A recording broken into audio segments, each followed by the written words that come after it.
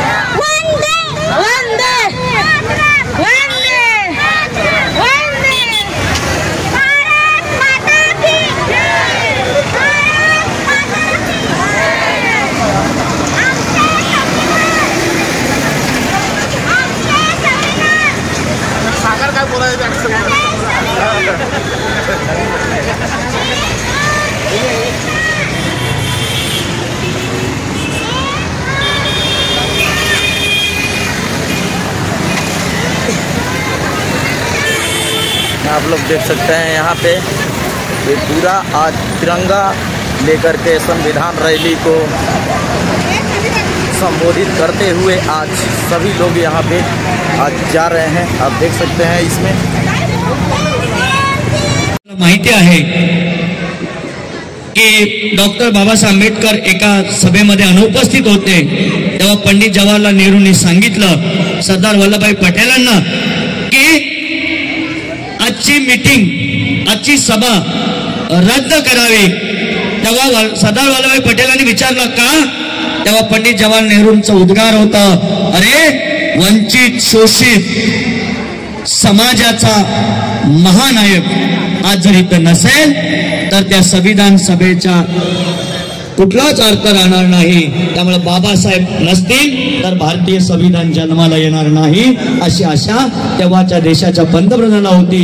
याचं कारण असं आहे की बाबासाहेबांनी राज्यघटना लिहिली, संविधान लिहिलं आणि ते संविधान लिहिताना बाबासाहेबांचा अभ्यास किती सूक्ष्म होता बघा। अगदी मुक्या प्राण्यांचा विचार करणारा हा मानव भारताच्या राज्यघटनेमध्ये पर्यावरण संवर्धन, पशुपक्ष्यांचं संवर्धन, वृक्षांचं संवर्धन,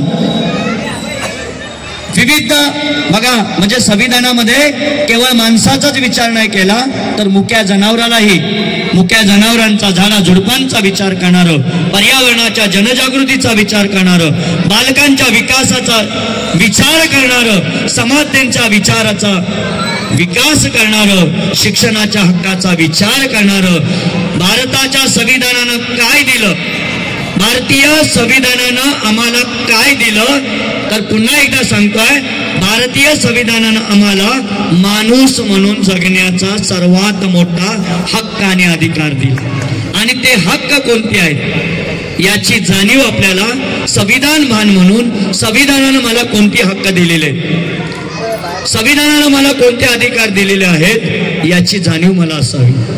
जसं संविधानानं मला हक्क दिलेले आहेत तसा या देशाप्रती, या देशाविषयी माझी जबाबदारी काय आहे हे संविधानाच्या कलम 51 क मध्ये घटना दुरुस्ती करून समाविष्ट करण्यात आलेलं आहे।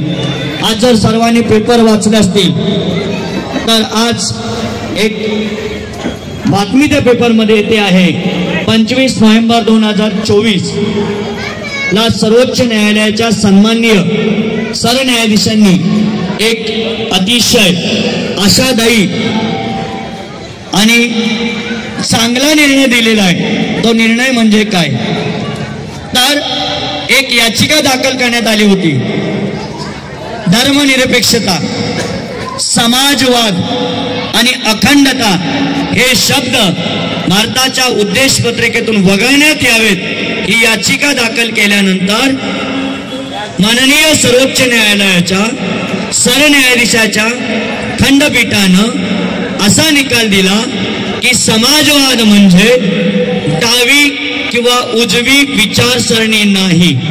समाजवाद म्हणजे डावी किंवा उजवी विचारसरणी अजिबात नाहीये, तर समाजवाद म्हणजे या भारतातील प्रत्येक जाती धर्मातील लोकांना समानतेचा अधिकार देणारा समाजवाद आहे. धर्मनिरपेक्षता म्हणजे काय? भारतामध्ये धर्मनिरपेक्षतेच्या संकल्पनेमध्ये केवळ धर्म समाविष्ट नाही, तर धर्मनिरपेक्षतेच्या संकल्पनेमध्ये अखिल मानव जातीतला प्रत्येक घटक समाविष्ट आहे. म्हणजे आम्ही भारतातील सर्व लोक या संकल्पनेतच मुळात इतका गर्भित अर्थ दडलेला आहे की आम्ही भारतीय सर्व लोक या देशासाठी सदैव जागरूक आहोत. आम्ही भारतीय सर्व लोक या देशासाठी स्वातंत्र्य, समता, बंधुता या विचाराची पेरणी करण्यासाठी बांधील आहोत, जबाबदार आहोत. आम्ही भारतातील सर्व लोक आमच्या देशातील सर्व वंचित, शोषित, दुर्बल घटकांना एकत्र घेऊन समूहाने गुण्यागोविंदानं एकत्र राहू हे अपेक्षित आहे.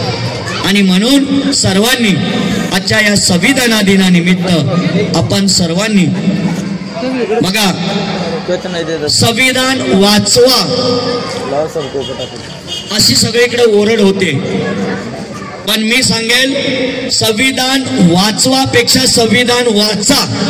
संविधान वाचलं तर संविधान वाचणार, त्यामुळे संविधान वाचवा. संविधान वाचा. प्रत्येक पाठीमागे बसलेल्या तरुणाईंनी जर तुम्ही उद्याचा भविष्यकाळ तुमच्या हातामध्ये आहे, उद्या भारताचं उज्ज्वल स्वप्न तुमच्या हातामध्ये आहे आणि त्या भारताच्या उज्ज्वल भविष्याची स्वप्नपूर्ती करण्यासाठी या इका बसलेल्या सर्व तरुणांना मी आजच्या या संविधान दिनानिमित्त आपणास आवाहन करतोय, विनंती करतोय की आपण